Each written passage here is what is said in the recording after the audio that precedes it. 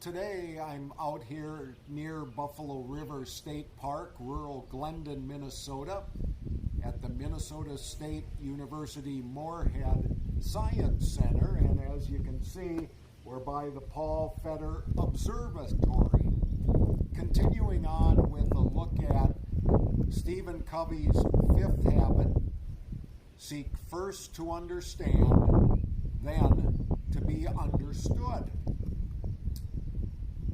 I learned something this week about a holiday, I guess, or an observance that I never knew anything about. Juneteenth. Many of us have probably heard about it, and maybe even explored a little bit about it, but I had no idea of the importance of this day until I heard about it on the radio. So I took some time to do a little studying. It's a cultural sort of holiday, just like most holidays, but this one began in 1865 on June 19th, as the slaves in Texas were told finally that they were emancipated. President Lincoln declared the emancipation of slaves 2.5 years earlier, but it took until June 19th, 1865, for this news to get to the people of Texas. Interesting history. Most of us know about other major holidays, and we're pretty secure in them. And yet, what is it to learn about others, to observe what's going on in the world around us?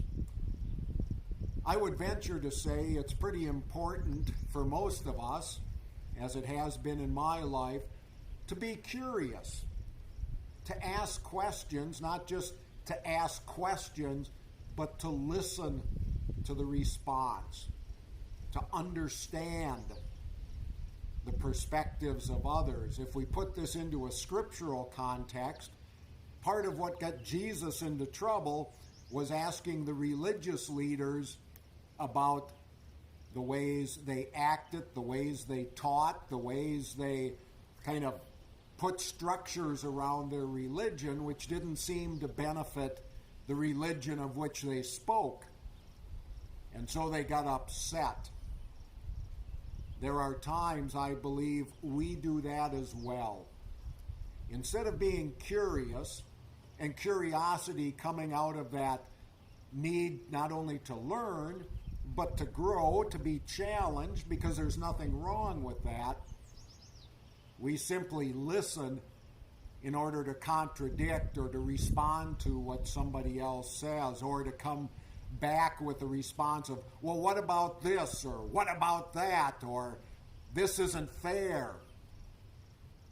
What aboutisms keep us stuck?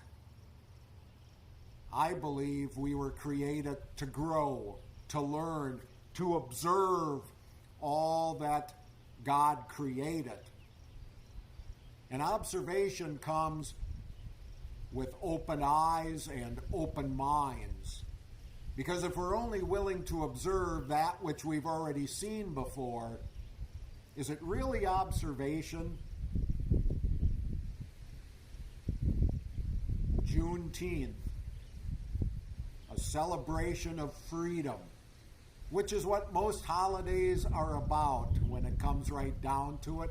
Peoples and cultures and individuals who celebrate freedom. Freedom to think, freedom to live, freedom to act, freedom to observe, freedom to understand.